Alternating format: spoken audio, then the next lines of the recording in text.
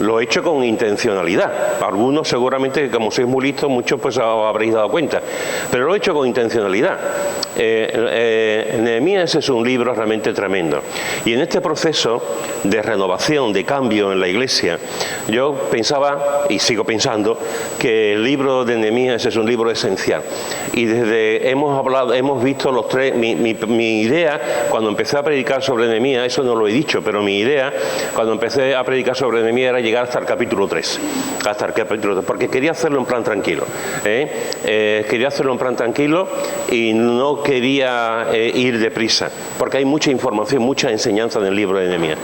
Y una de mis propósitos era llegar hasta el capítulo 3 y sobre todo en quedarme en el capítulo 3, porque durante varias semanas nos hemos quedado en el capítulo 3. Y quería, pues, un poco en este tiempo de transición y de cambio, de renovación en la Iglesia, ver algunas cosas que son importantísimas y que nos pueden ayudar como Iglesia en este proceso con el libro de Nehemías. Hemos llegado hasta el capítulo 3 y ahí me voy a quedar. Ahí me voy a quedar en ese capítulo 3. Como hasta el último capítulo hay todavía muchísima información, muchísima enseñanza, pero me voy a quedar ahí. Y a partir de hoy, durante este mes, quitando el mes de la semana de misiones, el domingo de misiones que lo tendremos el día 15, si no recuerdo mal, creo que es el día 15, me parece. Voy a compartir con vosotros acerca de quién más amamos. ¿Quién más amamos? ¿A quién amamos más nosotros? A Jesús. A Jesús. Entonces, yo quiero compartir en estas semanas que me quedan, pues compartir acerca de Jesús, el más maravilloso, el único, el que nunca defrauda, el que siempre está ahí, el que siempre nos ama, el que siempre nos cuida, el que siempre está a nuestro lado. Venid conmigo a Mateo capítulo 16, Mateo capítulo 16, versículo 13 al 16. Mateo capítulo 16, versículo 13 al 16 dice: Viniendo Jesús a la región de Cesarea de Filipo, preguntó a sus discípulos diciendo: ¿Quién dicen los hombres que es el Hijo del Hombre? Ellos dijeron: unos Juan el Bautista, otros Elías, y otros Jeremías, o alguno de los profetas. Y él les dijo: ¿y vosotros? ¿Quién decís que soy yo? Y respondiendo Simón Pedro dijo: tú eres el Cristo, el ungido, el Mesías, el Hijo del Dios viviente. El Hijo del Dios viviente. Es curioso ver cómo en este pasaje a Jesús le interesaba saber la opinión de la gente. Es interesante esto. A Jesús le interesaba saber la opinión de la gente. ¿Qué pensaba la gente acerca de Jesús? ¿Qué idea tenían acerca de Jesús? A esta altura de su vida, Jesús ya era conocido. A esta altura de su vida, Jesús ya había hecho muchas cosas. A esta altura de su vida, Jesús ya estaba siendo perseguido por los sacerdotes, los fariseos, etcétera. Ya lo querían quitar del medio. A esta altura de su vida, mucha gente ya sabía los milagros, las palabras, las cosas que él más o menos hacía. Y Jesús quiere preguntar: vosotros, mis discípulos, que estáis conmigo, que de alguna forma sabéis lo que la gente está pensando cuando habláis con los familiares, con los amigos. ¿Qué piensa la gente acerca de mí? ¿Qué piensa la gente? Esta es una pregunta atrevida, Esta es una pregunta valiente, porque es preguntar qué piensa la gente acerca de mí. Si piensan cosas buenas, gloria a Dios, pero si piensan cosas malas, te hunden, te hunden.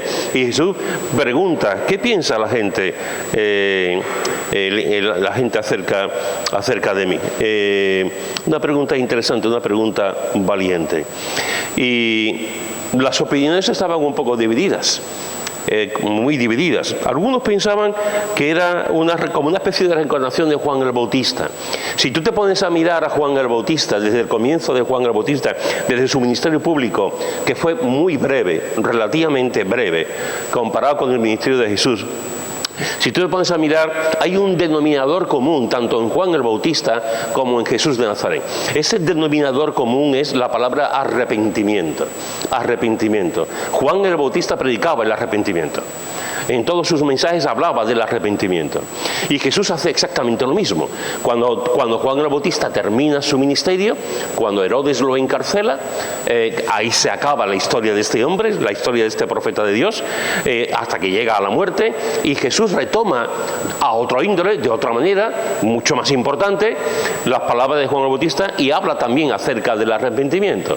Y cuando habla del arrepentimiento, la gente está diciendo, puede ser una reencarnación de Juan, puede ser algo parecido a Juan el Bautista, porque habla mucho también del arrepentimiento y denuncia el pecado. El arrepentimiento en sí mismo siempre es una denuncia clara acerca del pecado. Por eso nos llama al arrepentimiento, porque somos pecadores, y porque somos pecadores necesitamos el arrepentimiento para tener a Jesús en nuestra vida. Otros decían que era como Elías, y si tú te vas a la Biblia, te vas al Antiguo Testamento, te vas a Primera de Reyes, tú verás que una de las cosas que tiene Elías es que Elías fue un hombre que Dios lo usó de una forma milagrosa. Es uno de los profetas que más, juntamente con Eliseo incluso más, que más milagros hicieron.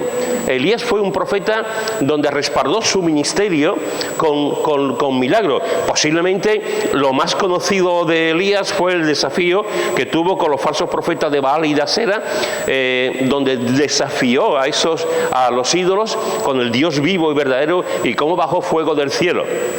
Posiblemente sea el momento más importante, más álgido de la vida de Elías, y la gente reconocía el poder. De hecho, los judíos reconocen mucho a Elías y reconocían que era un profeta, el profeta de los milagros, Algunos decían que era Jeremías, y Jeremías era una persona también muy reconocida. Jeremías realmente el Señor lo puso ahí para denunciar el pecado, y es un profeta que vemos que profetizó, predicó, enseñó, tuvo palabras de arrepentimiento para el pueblo, pero no consiguió humanamente hablando absolutamente nada. Lo único que consiguió fue cárcel y penuria, amenazas de muerte y estar continuamente en zozobra su vida y en cárcel. Sin embargo, él fue ahí, estuvo ahí.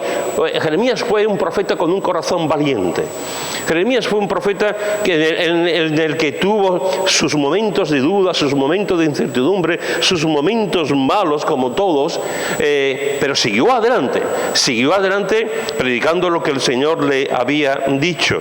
O alguno de los profetas, alguna gente que pensaba que a lo mejor no era ni Juan el Bautista, ni Elías, ni Jeremías, podía ser alguno de los otros profetas que encontramos en el Antiguo Testamento. Pero fijaros que Jesús va más allá. Jesús le pregunta, ¿cuál es la opinión general de la gente? ¿Qué piensa la gente acerca de mí? Y contestan, pero Jesús no se para ahí. Y Jesús le dice a sus discípulos, ¿y ustedes? ¿Y ustedes? ¿Quién decís que soy yo? Habéis estado conmigo, yo os he llamado, estamos sirviendo, os estoy preparando, me habéis visto predicar, enseñar, caminar, andar, curar, escuchar a la gente. ¿Qué pensáis vosotros acerca de mí? Me habéis dicho lo que la gente piensa acerca de mí, el pueblo piensa acerca de mí, pero ¿y ustedes, mis discípulos, qué pensáis acerca de mí? Si la pregunta antes es valiente y es atrevida de pensar lo que la gente piensa, esta pregunta todavía es más valiente, porque es su núcleo, es su grupo, es la gente con la que él está viviendo todos los días, es la persona que lo que están viendo continuamente.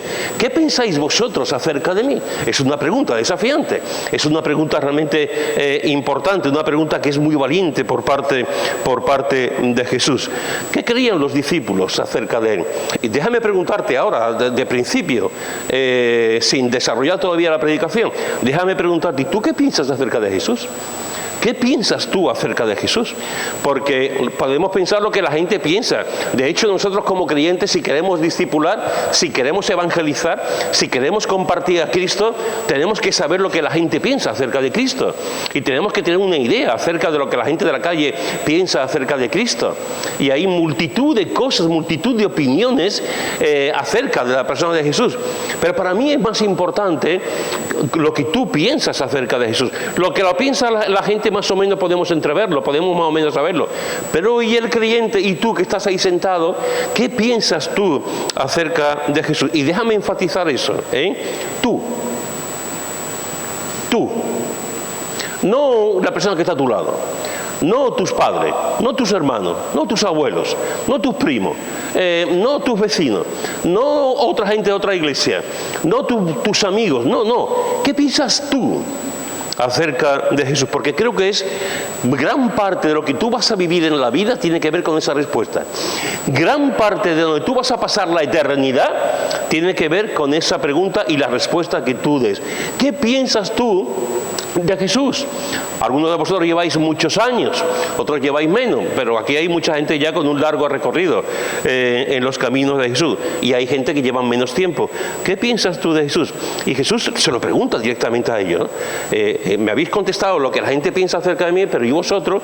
Y es interesante porque este apóstol Pedro, el apóstol nuestro, este apóstol emocionante, emocional, pasional, el apóstol Pedro le dice: tú eres el Mesías, tú eres el Cristo, tú eres el ungido, tú eres del que se dice los profetas, del que está escrito en las Escrituras, tú eres el Hijo del Dios viviente. ¿Quién es Jesús para ti? Cuando vamos a la Biblia, una de las cosas que encontramos de Jesús es que Jesús es el creador de todo, el creador absoluto de todo. Mirad lo que dice en Juan, en el capítulo 1, versículo 1 al 3. Juan, capítulo 1, versículo 1 al 3. Juan 1, versículo 1 al 3 dice: en el principio era el Verbo, y el Verbo era con Dios, y el Verbo era Dios. Este era en el principio con Dios. Todas las cosas por Él fueron hechas, y sin Él nada de lo que ha sido hecho fue hecho. Es interesante porque tú puedes leer ese texto. Si tú lo lees de la forma que vamos a leerlo ahora, estás haciendo una lectura muy bíblica, porque es lo que dice la palabra. En el principio era el Cristo, y el Cristo era con Dios, y el Cristo era Dios.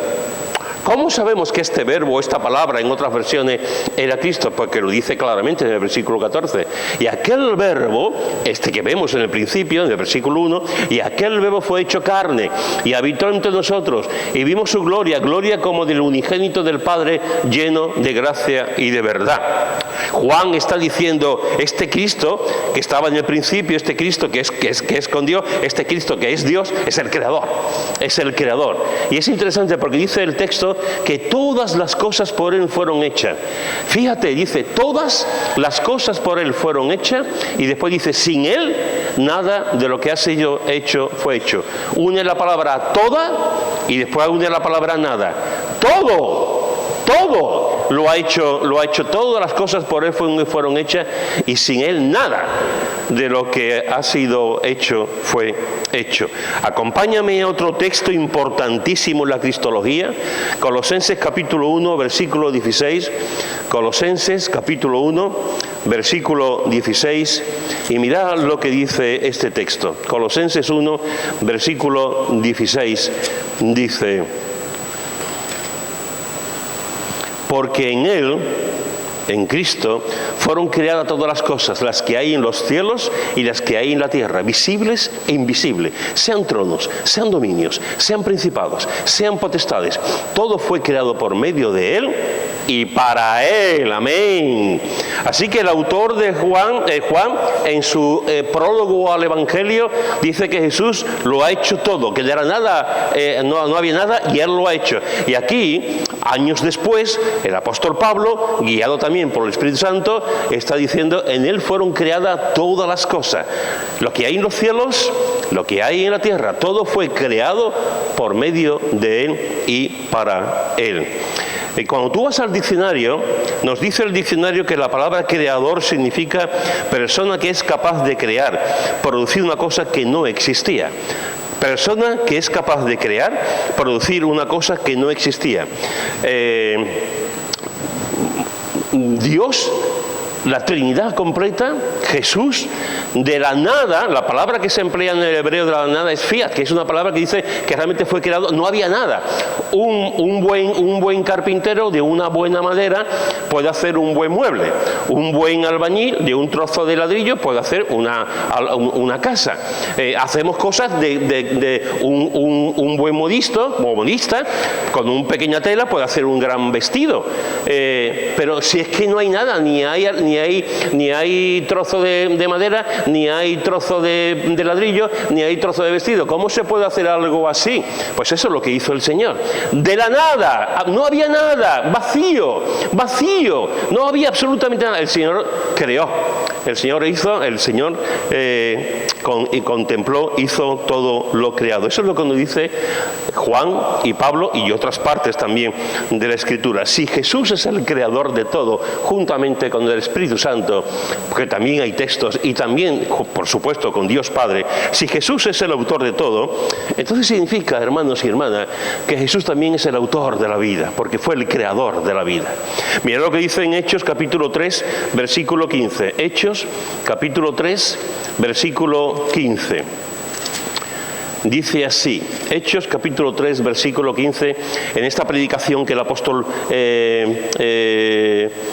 Pedro está dando en el discurso en el pórtico de Salomón, donde hace ese milagro del hombre que estaba cojo. Dice Pedro, en esa denuncia, en eso que estaba diciendo a la gente que le estaba escuchando: y matasteis al autor de la vida, a quien Dios ha resucitado de los muertos, de lo cual nosotros somos testigos. Fijaros que dice: matasteis al autor de la vida, como si se pudiese matar al autor de la vida. El autor de la vida también, como dice él, resucitó. Pero es interesante el calificativo que le da a Jesús: el autor de la vida, el autor de la vida. Por lo tanto, si Jesús es el creador de todo, también es el creador de la vida, de tu vida. Es verdad que el Señor ha hecho algo precioso, ha hecho algo hermosísimo. Del producto de un amor y de un hombre nace un hijo. Eso es algo hermosísimo. Cuando dos personas se aman y se quieren y están fundidos en un abrazo, de esa relación, de ese amor, nacen los hijos. Eso es algo realmente, en ese plan divino de Jesús, algo precioso. Pero no te quedes ahí. Tú no has nacido solamente por el amor de tus padres. Tú has nacido porque el autor de la vida ha permitido que tú nazcas. Realmente tú has nacido porque Dios tiene un plan para ti. Tú has nacido porque Dios desde el principio ha tenido un plan y tiene un trabajo para ti. Tú eres producto de la creación de Dios. Tú eres producto del amor de los padres, sí. Y serás producto tú también, cuando te cases, de que otros hijos vengan al mundo. Pero quien da la vida es Él. Quien da la vida es Jesús. Es el autor de la vida, es el autor de tu vida. No depende, y yo no sé cómo podemos estar viviendo. Unos viven mejor, unos viven peor, unos viven de una manera, otros viven de otra. Unos le dan la espalda a Dios, otros invocan a Dios. Unos oran, otros se enfadan con Dios. Unos no creen, otros creen. Pero en todo momento, la Biblia nos dice que el autor de la vida es Él. Nos ha creado Él con independencia, con libertad. Nos ha creado Él para tomar decisiones. Estamos hechos a su imagen y semejanza. No nos ha creado robots. No nos ha creado como si no tuviésemos personalidad. No nos ha creado como que no tenemos idea. No nos ha creado sin un sentido de la voluntad y del propósito y de la conciencia. El Señor nos ha creado, nos ha dado la vida. La preciosa vida, la hermosa vida. Esta semana creo que hemos estado todos muy contentos, creo que hemos disfrutado mucho, hemos sido muy felices al escuchar las noticias de Noah. Yo cuando leí en el grupo de la iglesia esa vocecita de este chiquillo, que no tengo cáncer, que estoy sanado, dice: tu madre mía. Más enseguida se lo dije a Sara y digo: mira, ¿cuántos años? Llevamos 2 años y medio, creo, o 3 años orando por este chiquillo. Qué aventura de fe han tenido los padres. Si yo pudiese ver a los padres un día, es que me abrazaba con ellos. Me han desafiado en mi fe, me han desafiado, y mira que yo hemos pasado, y me ha desafiado este matrimonio continuamente, siempre con palabras de aliento, palabras de fe. El Señor, el Señor, el Señor. Y ahora tú ves, después de 2 años y medio, 3, tú ves a este chiquillo y dice que no tengo cáncer, que estoy sanado. Y dice, Señor, eso es la vida. Es la vida. Dios nos da la vida para disfrutarlo. No pierdas el tiempo con tontería. No pierdas el tiempo con cosas que no merecen la pena. No pierdas el tiempo con requemores con otro, con problemas con otro, con dificultades con la gente, siendo egoísta, viviendo para ti. No pierdas ese tiempo, porque Dios te ha dado la vida para vivirla una sola vez. Para vivirla una sola vez. Cada día, hermanos, que nos levantamos es un regalo de Dios. Cada día que nos levantamos, Dios te dice, te doy un regalo de 24 horas, úsalo para bien. Úsalo para mi gloria, úsalo para ti, úsalo, sé feliz. En esas 24 horas, cada día, el Señor nos da un regalo, un regalo. ¿Qué hacemos con ese regalo que se llama vida? Vida. Hay gente que no saben disfrutar de la vida. Hay gente que se pasan todo el día quejándose, amargados, tristes y siendo completamente negativos. Disfruta de la vida, porque el autor de la vida te lo ha dado. Te ha dado la vida. La vida, dice el autor Salomón, dice que hay tiempo para todo. Hay tiempo para reír y tiempo para llorar.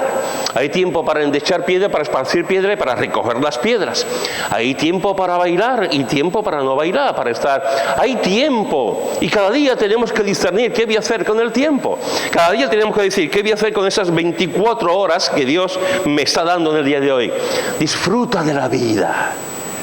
Disfruta de la vida. Porque nunca sabrás si el día de mañana vas a un médico y te hacen un análisis y te dicen, aquí he visto una manchita que no me gusta. Nunca sabrás si vas a pasar por un paso de cebra y va a venir un coche y ¡bum! Te va a dejar, a lo mejor, marcado para siempre. Nunca sabrás si vas por la calle y te resbalas y te haces mucho daño en tu espalda o en tu cabeza. Disfruta de lo que tienes hoy. Me gustaría decirte que disfrutaras del mañana, pero que yo no sé cómo va a venir el día de mañana. El propio Jesús dice, cada día trae su propio afán, cada día trae su propia labor. Disfruta del día de hoy, porque mañana no lo sabe. Y ayer, que disfrutaste, que viviste, que comiste, que estuviste vestida, que hiciste un montón de cosas, ayer ya pasó. Ayer ya pasó, con sus heridas, con sus bendiciones, con sus cosas. Ayer ya pasó. Disfruta de hoy. Disfruta de tu familia hoy, disfruta de la iglesia hoy, disfruta de tu relación con Dios hoy, disfruta hoy, porque Dios, el autor de la creación, el que ha hecho todo, Jesús, es el autor de la vida, de la vida. Y yo soy de los que creen firmemente que los cristianos somos los primeros que tenemos que disfrutar de la vida. Los primeros que tenemos que disfrutar de la vida, de la risa, del compañerismo, de la ternura, del amor, somos de la belleza, somos los cristianos. Mira lo que dice en Romanos capítulo 11, versículo 36. Romanos capítulo 11, versículo 36. Y dice así, Romanos capítulo 11, dice, porque de Él, de Jesús, y por Él, por Jesús, y para Él, para Jesús, son todas las cosas. A Él sea la gloria por los siglos. Amén. Porque de Él, y por Él, y para Él, son todas las cosas. A Él sea la gloria por los siglos. Amén. Te he dicho que Jesús es el creador de todo. Hemos leído dos textos, en Juan y en Colosense, donde Jesús nos dice la palabra que es el autor de todo. Te he dicho que ese autor de todo también es el autor de Hebreo, como dice Pablo en Hechos. Y ahora nos está diciendo que Jesús, hermano, agárrate a tu silla, agárrate bien, porque nos está diciendo que Jesús es el dueño de todo. Jesús es el dueño de todo. De Él, y por Él, y para Él son todas las cosas. ¿Lo entiendes? ¿Lo entiendes? Todas las cosas son hechas por Él y para Él. En resumidas cuentas, Jesús es el dueño. Punto. El dueño. Tú no eres el dueño. Tú no eres el dueño de tu dinero. Tú no eres el dueño de tu cuerpo. Tú no eres el dueño de tu hacienda. Tú no eres el dueño de las cosas que tú puedas tener. Que no, que estamos confundidos. Que tú no eres el dueño de nada. Dios te lo da como un préstamo, como algo que vas a usar, que Dios te da para usar. Pero el dueño es Él. El dueño de tu casa, el dueño de tu coche, el dueño de tu moto, el dueño de lo que tienes en el banco. Porque hay algunos de ustedes, yo lo sé de buena tinta, que por lo menos 20 euros tienen en el banco. Yo lo sé. sé, que por lo menos 20 euros es una... eso es... el Señor es el dueño de todo lo que tenemos. No es mi dinero, no es mi ropa, no es mi casa. Él es el dueño de todo. Y lo más importante, y espero que lo entiendas bien, llevo toda mi vida diciéndolo, el dueño tuyo. El dueño tuyo. Si Jesús no es tu dueño, algo falla en tu teología. Si Jesús no es tu dueño, algo falla en tu fe. Si Jesús no es tu dueño, algo falla en tu alma. Porque la Biblia nos dice continuamente que Jesús es el dueño absoluto de nuestra vida. Porque nos ha comprado con su sangre. Nos ha comprado con su sangre y ha dicho, tú eres mío. Tú eres mío. Somos propiedad del Señor Jesús. Por lo tanto, fijaros que en esta mañana lo primero que te he dicho, ¿quién es Jesús? Lo primero que te he dicho es, Jesús es el creador de todo, también el tuyo. Pero no solamente es el creador de todo, Jesús es el Cordero de Dios. Me encanta. Jesús es el Cordero de Dios. Venid conmigo Juan, capítulo 1, versículo 29. Juan, capítulo 1, versículo 29. Un texto muy conocido. Juan, capítulo 1, versículo 29 dice, el siguiente día vio Juan a Jesús que venía a él y dijo, he aquí el Cordero de Dios que quita el pecado del mundo. Me encanta. He aquí el Cordero de Dios que quita el pecado del mundo. Es interesante. Juan ve a Jesús. Juan ve a Jesús. Pero fíjate lo que ocurre. Jesús venía a él. Juan ve a Jesús, pero es que Jesús venía a él. Siempre ocurre lo mismo, siempre pasa lo mismo. Es Jesús el que viene a nosotros. Es Jesús el que se acerca a nosotros. Es Jesús el que deja su gloria y se humana y se hace un bebé. Es Jesús el que nos ve y se aproxima a nosotros. Es Jesús el que nos dice lo que somos. Es Jesús el que intercede por nosotros. El que siempre está al lado de nosotros. Es Jesús. Siempre es así. Siempre es así.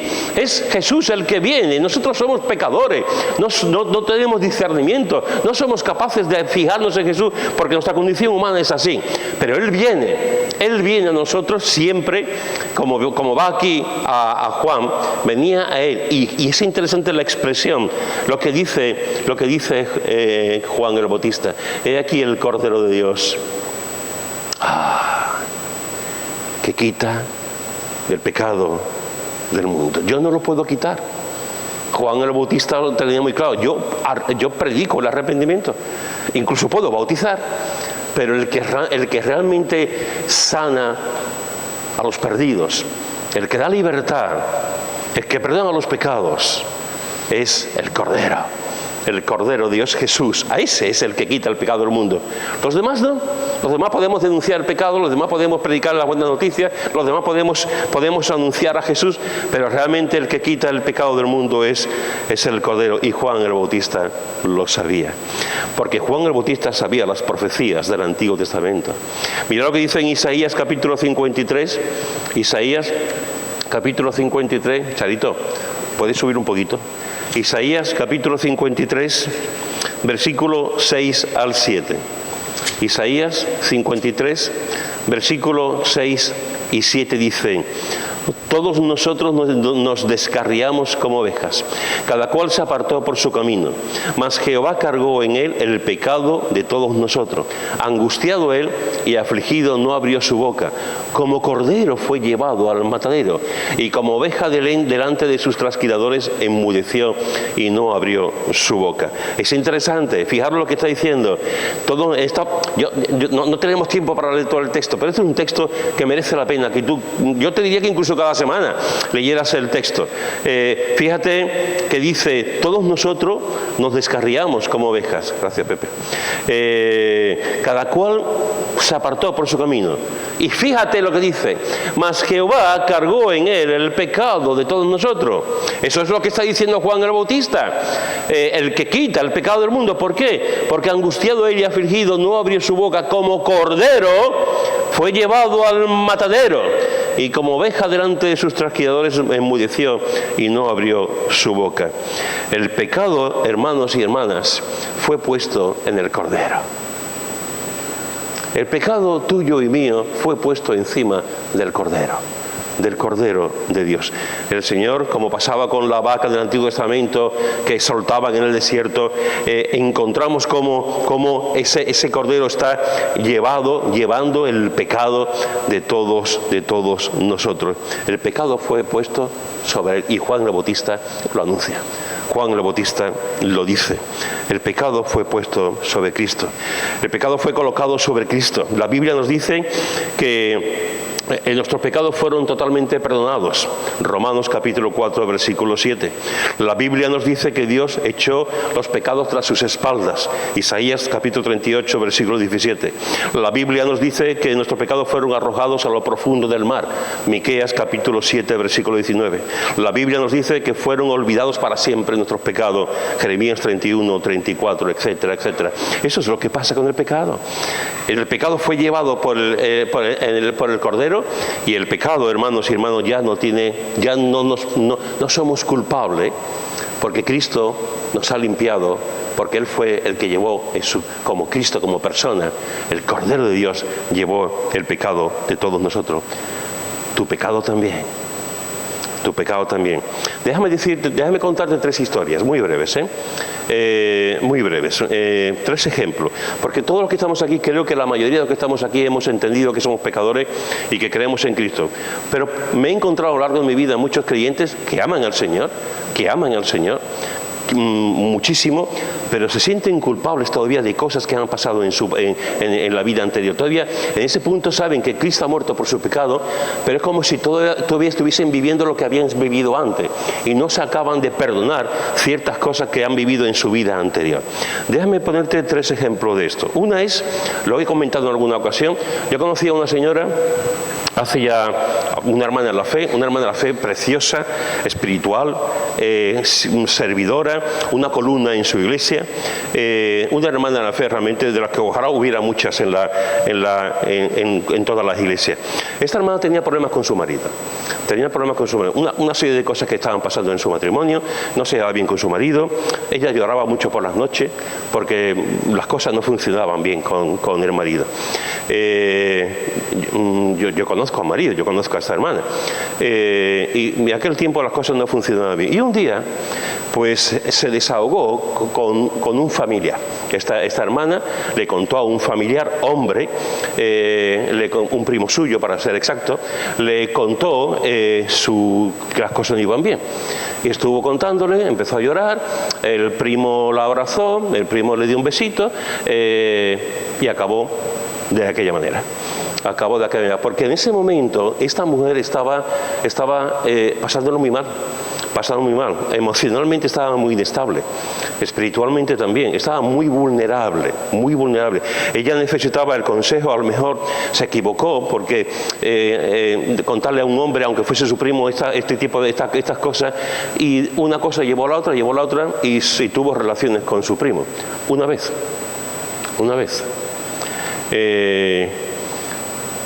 Cuando a mí me contó esto, un día, me contó lo que había pasado, ya había pasado años, y todavía le dolía. Había pasado años y no se perdonaba de aquel desliz. Ella no lo hizo queriendo, alguno podrá pensar, hombre, que son cosas, si tú alguna vez eres vulnerable y alguna vez lo estás pasando mal, podrás entenderlo. Porque necesitas el abrazo, el cariño, el toque de alguien. Y en aquel momento ella, pues, bajó la guardia. Pues llevaba años sin perdonarse. El Cordero de Dios que quita el pecado del mundo es el que realmente hace que nuestros pecados sean tirados al mar. Él se lleva los pecados a la espalda. Nuestros pecados si ya hemos hecho algo en el pasado y no te sientes todavía perdonado, perdónate, porque Jesús te perdona. La segunda historia que te quiero contar, que también lo he contado en alguna ocasión, fue de una chica. Una chica que quería ser misionera en España, y tuvimos en un retiro de jóvenes. Ella estuvo en ese campamento, yo estaba de predicador y estaba en ese campamento. Yo ya la conocía porque llevaba un tiempo en Sevilla, ella estaba orando para ver dónde podía venir de misionera a Sevilla, en fin, estaba buscando y estuvo en el campamento. Creo recordar que estuvo de monitora, una chica fantástica también, dulce, amable, que amaba profundamente al Señor. Y recuerdo que un día, hablando los dos, se puso a llorar y me contó su historia, Y la historia es que igual, exactamente lo mismo, estaba en la universidad, estaba estudiando, ella siempre le han gustado los hombres, nunca le han gustado las mujeres, y resulta que la compañera de habitación de la universidad, pues se le gustaban las mujeres. Ella estaba en la universidad, tenía su cuarto, estaban juntas y estaba pasando por un mal momento. Otra vez, emocionalmente, inestabilidad, estaba pasando por un mal momento, incluso espiritualmente delante de Dios. Y una noche se puso a llorar allí en su habitación con su compañera de clase. Se puso a llorar, la compañera lo cogió, la abrazó y acabó de aquella manera, mujer con mujer, como la canción. Acabó de aquella manera. Una vez. Esta mujer no es una mujer gay, no es una mujer que le gustan las mujeres, no. Acabó así por lo que acabó. Cuando habló conmigo en aquel campamento, habían pasado años. Pues pocas veces he visto llorar a alguien con la intensidad de ella. Pocas veces he visto llorar a alguien que yo pensaba que le iba a dar algo. Llorando porque no se arrepentía, no se perdonaba, mejor dicho. No se perdonaba por aquel desliz que tuvo con aquella mujer. Nunca más lo tuvo. Eso, yo intenté animarla, intenté decirle que sus pecados estaban perdonados, oré con ella, le dije que el Señor la amaba, que el Señor tenía un problema, hice todo lo posible. Pero al final ella no vino de misionera. Al final ella no vino, dejó lo que ella deseaba de ser misionera y se puso a trabajar en su país, en Estados Unidos, sirviendo en la iglesia, pero se puso a trabajar en un trabajo secular, cuando podía haber sido una buena misionera. ¿Por qué? Porque no se perdonó. Conocí a otra chica, parece que nada más que estoy pensando en mujeres, pero es que otro día os contaré historias de hombres. Conocí a otra señora que amaba al Señor, que se convirtió, y resulta que no se perdonaba porque antes de convertirse abortó. Se quedó embarazada y abortó. Pues después, con el tiempo, conoció al Señor y nunca se perdonó aquel día en que abortó. Aquel día en que fue al médico y tal, y se gastó el dinero y abortó. Nunca se lo perdonó. Hermanos y hermanas, quiero decirte en esta mañana que Jesús es el Cordero de Dios que quita el pecado del mundo. El pecado que nos separa de Él, y el pecado que hemos hecho en nuestro pasado. Arrepiéntete, que estoy convencido que lo has hecho, pero déjame decirte, si Dios te perdona, perdónate tú. Yo no sé lo que ha podido pasar en tu vida, en cosas, algunos sé, otras no, en tu vida anterior, pero déjame antes de conocer a Cristo. Incluso conociendo a Cristo, hay momentos en que pecamos y después nos pasamos muy mal y no nos perdonamos. Perdónate por aquella cosa que haya podido pasar, porque Jesús te perdona. Y mira lo que dice en Apocalipsis, capítulo 5, versículo 11 al 14. Un texto impresionante. Apocalipsis, capítulo 5. Yo te animaría a que leyeras también el capítulo entero, porque el capítulo habla del Cordero, pero solamente voy a leer estos textos. Todo el capítulo habla del Cordero. Apocalipsis capítulo 5, versículo 11 al 14 dice: y miré, y oí la voz de muchos ángeles alrededor del trono, y de los seres vivientes, y de los ancianos, y su número eran millones de millones, que decían a gran voz: el Cordero que fue inmolado es digno de tomar el poder, las riquezas, la sabiduría, la fortaleza, la honra, la gloria y la alabanza. y a todo lo creado que está en el cielo y sobre la tierra y debajo de la tierra y en el mar y a todas las cosas que en ellos hay, oí decir, al que está sentado en el trono y al Cordero sea la alabanza, la honra, la gloria y el poder por los siglos de los siglos. Y los 4 seres vivientes decían amén, y los 24 ancianos se postraron sobre sus rostros y adoraron al que vive por los siglos de los siglos. Te he dicho que Jesús es el Cordero de Dios. Te he dicho que Jesús es el que quita el pecado. Te he dicho que Jesús nos tira el pecado al mar, se lo pone en sus espaldas y nunca nos va a decir tú has pecado, nunca nos va a decir tú has hecho esto. Te he dicho que si hay algún pecado que todavía no eres capaz de perdonarte, que ya va siendo hora de que te perdones, y estés en paz con Dios, porque Él está en paz contigo. Y te he dicho ahora este texto maravilloso que nos dice 2 cosas muy importantes sobre el Cordero. Fijaros que dice en el versículo 12, el Cordero que fue inmolado, sacrificado, matado, asesinado, un sacrificio por nosotros. El Cordero que fue inmolado, y después dice en el versículo 13, aquel que está sentado en el trono y al Cordero sea la alabanza, hermano, la alabanza, la adoración. Cristo el Cordero fue inmolado, fue a la cruz, fue al madero a morir por nosotros. Y ese Cordero que fue asesinado, que fue un sacrificio por nosotros, ese Cordero lo único que podemos hacer es adorarlo. Es lo único que podemos hacer, adorarlo y tirarnos en el suelo y adorarlo y cantar y adorarlo, porque es el único que merece la adoración. Es el único que merece que podamos alabarle continuamente. Y aquí lo están alabando continuamente. Digno de tomar el poder, la riqueza, la sabiduría, la fortaleza, la honra y la gloria. Amén. La honra, la gloria y el poder por los siglos de los siglos. Amén. Este Cordero de Dios que quita el pecado del mundo es el que debemos de adorar y adorar, no a los hombres, no a las instituciones, no a las ideas, solamente podemos adorar a Cristo. Amén, amén. Fíjate que te he dicho en esta mañana 2 cosas acerca de Jesús. ¿Quién es Jesús? Jesús nos dice la Biblia que es el creador de todo. Jesús nos dice la Biblia que es el Cordero de Dios. Y termino con esto. Juan capítulo 3, versículo 1 y 2. Juan capítulo 3, versículo 1 y 2. Volvemos otra vez al libro de Juan.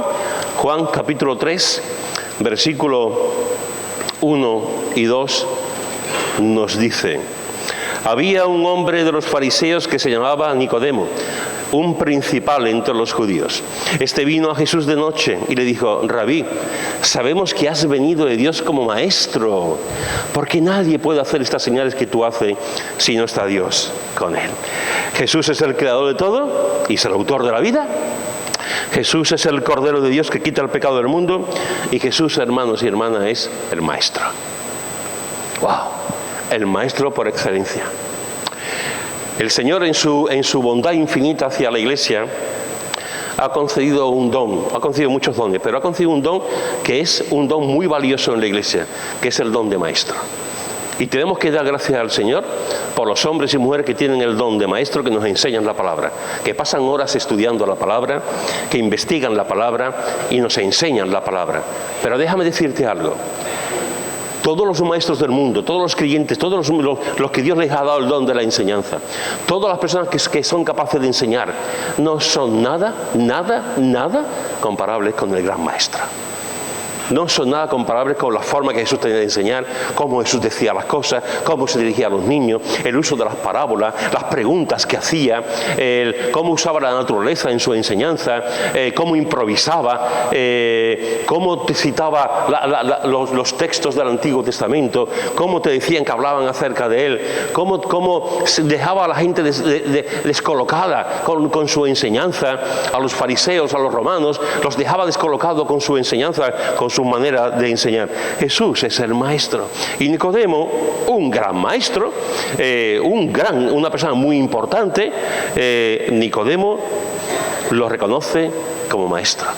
Lo reconoce como maestro. Reconoce que, ¿y por qué lo reconoce como maestro?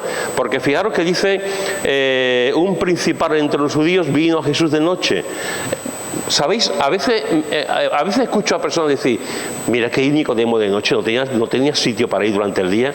Sí y no, sí y no. Yo prefiero ir a Jesús de noche a no ir nunca. Prefiero ir a Jesús en cualquier momento de la vida a no hacerlo nunca.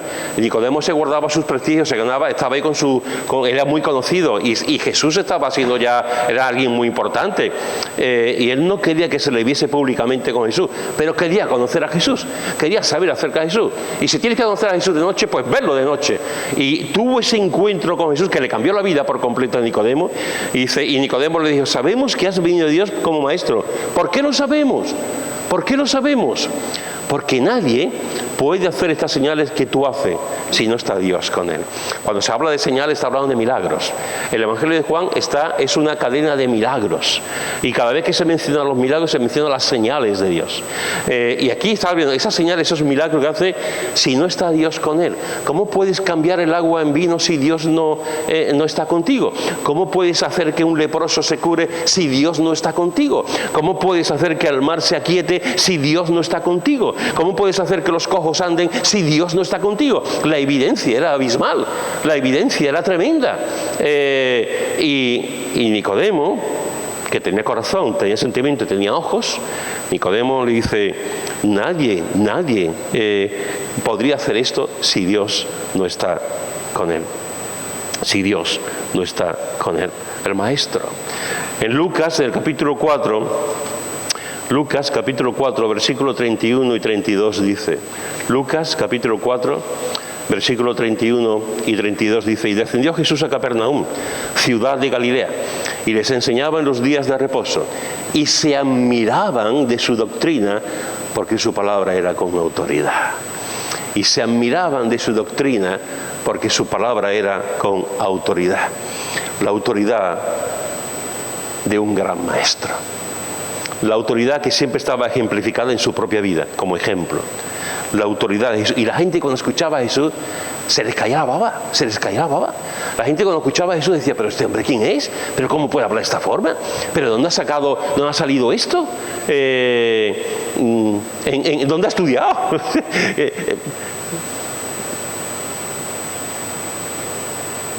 Pues Jesús es el maestro que enseña con autoridad.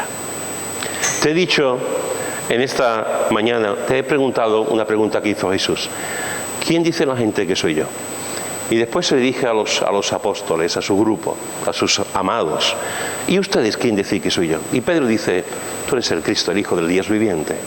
Y te he preguntado, ¿quién es Jesús para ti? Y te he dicho que la Biblia nos dice muchas cosas acerca de Jesús, pero hoy te he mencionado otra, la semana que viene continuaremos con otra. Hoy te he dicho tres cosas que la Biblia nos dice acerca de la identidad de Jesús. Te he dicho que Jesús es el creador de todo. Amén. Te he dicho que Jesús es el Cordero de Dios. Amén. Y te he dicho que Jesús es el Maestro. El Maestro. El Maestro por antonomasia.